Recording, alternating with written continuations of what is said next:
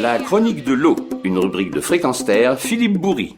Le 22 mars, c'est la journée mondiale de l'eau, l'occasion pour les associations qui se mobilisent autour de l'eau et de l'assainissement de rappeler que cette eau est au cœur des défis du changement climatique, de la réduction des inégalités et du développement socio-économique tant en France qu'à l'international. Le 22 mars, c'est aussi l'occasion pour la coalition Eau, qui regroupe 30 ONG françaises, d'interpeller les candidats à l'élection présidentielle pour qu'ils intègrent cette problématique de l'eau dans leurs engagements de campagne afin qu'elle soit au cœur de la prochaine mandature. Avec nous, Sandra Métayer, coordinatrice de la coalition Eau. Alors avant de parler de cet appel aux politiques, rappelons quelques chiffres. L'accès à l'eau et à l'assainissement dans le monde n'est pas une réalité pour tous. Alors aujourd'hui, effectivement, la question de l'accès à l'eau qui est reconnu comme un droit humain par les Nations Unies depuis 2010, c'est un droit humain qui n'est pas effectif puisque on a à peu près 1,8 milliard de personnes qui n'ont pas accès à une eau saine. C'est-à-dire en fait des personnes qui consomment quotidiennement une eau qui est contaminée, avec du coup des conséquences lourdes sur la santé. Donc il y a un rapport de l'OMS qui est sorti il y a 2 semaines qui explique en fait que les maladies diarrhéiques qui sont liées à la consommation d'une eau insalubre et un assainissement inadéquat sont la 2e cause de mortalité des enfants en fait. Donc c'est à peu près 1000 décès d'enfants par jour. Ça impacte donc bien sûr la santé, mais ça impacte aussi la question de l'accès à l'éducation. Ça a aussi des impacts sur l'égalité des genres, l'économie et l'environnement.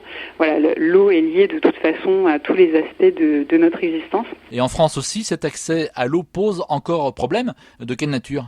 Alors il y a 2 types de problèmes, je dirais, en France. Il y a d'une part les personnes qui sont sans accès physique, on va dire, à l'eau et à l'assainissement. Donc en fait, ça va être les personnes sans domicile fixe, les gens du voyage, les réfugiés, les migrants, les familles et les ménages qui habitent dans des habitats insalubres et qui du coup n'ont pas de points d'accès à l'eau et de toilettes disponibles.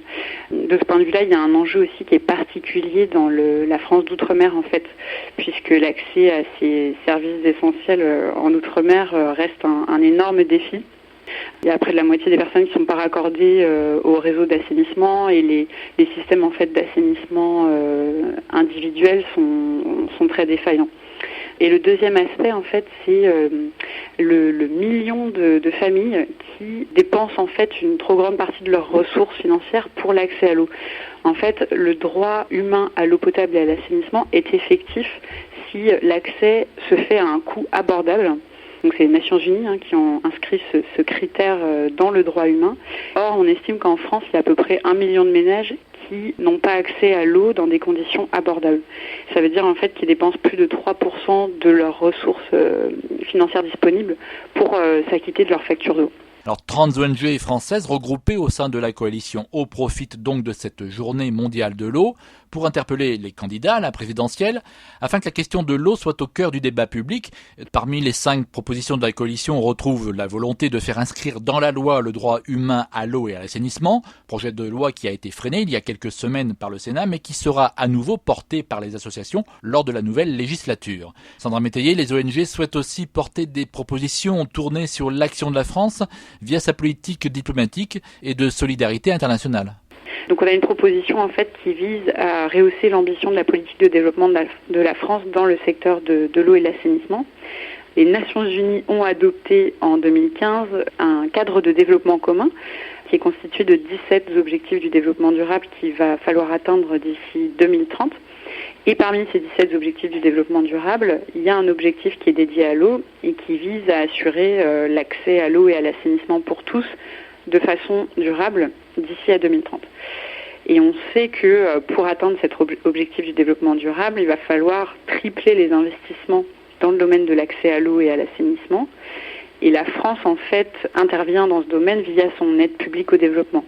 Or, ce qu'on constate, c'est que cette aide de la France est majoritairement effectuée sous forme de prêts.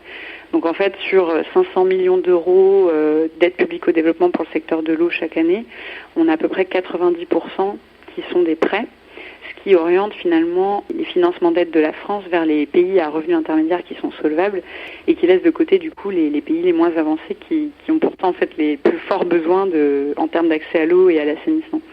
Nous, on aimerait que la France consacre 100 millions d'euros par an à ce secteur, donc ça veut dire une augmentation de 40 millions d'euros. ce qui permettrait de cibler davantage en fait les populations qui ont le plus de besoins. Sandra Métayer, le lien entre l'eau et le changement climatique est l'un des points que les ONG souhaitent aussi faire porter aux prétendants à la présidence de la République. L'eau, en fait, c'est le principal vecteur par lequel on va ressentir les effets, et on ressent déjà d'ailleurs les effets du changement climatique, donc avec les sécheresses, les inondations, la modification des régimes de pluie, etc. Donc les premiers touchés par ces impacts du changement climatique sont, là encore, les populations des pays en développement. Donc nous, notre demande, en fait, c'est de s'assurer que la France fasse son maximum pour la mise en œuvre de l'accord de Paris sur le climat, qui a été adopté lors de la COP21, et qu'elle soutienne, en fait, la place de l'eau dans les négociations climatiques. Parce que c'est vrai qu'à l'heure actuelle, au niveau des négociations climatiques des Nations Unies, le sujet de l'eau est assez absent.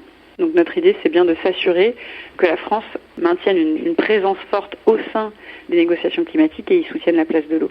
Et puis que ça permette aussi de mobiliser rapidement des financements pour appuyer l'adaptation au changement climatique dans les pays en développement. Sandra Métayer, merci. Rappelons que les 5 propositions de la coalition eau pour les candidats à la présidentielle sont à retrouver sur le site de la coalition, www.coalition-eau.org, un site où vous pourrez retrouver les réponses des candidats ainsi que l'analyse des programmes faits par la coalition.